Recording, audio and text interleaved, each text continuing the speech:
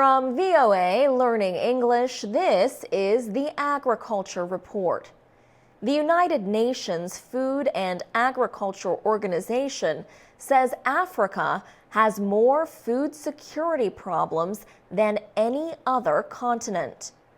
Representatives of more than 50 countries gathered in Tunisia in March for the FAO's 28th yearly meeting on Africa.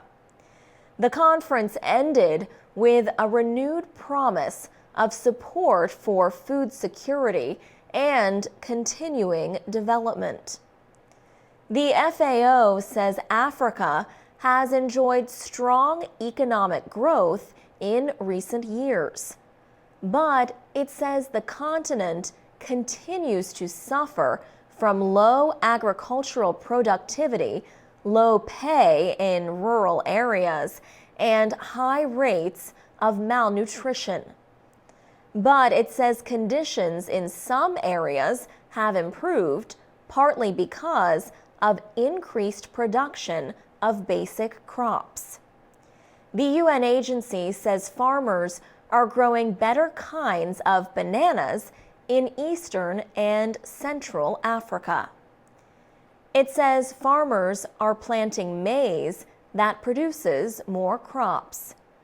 Farmers are also growing more cotton, teas, and flowers.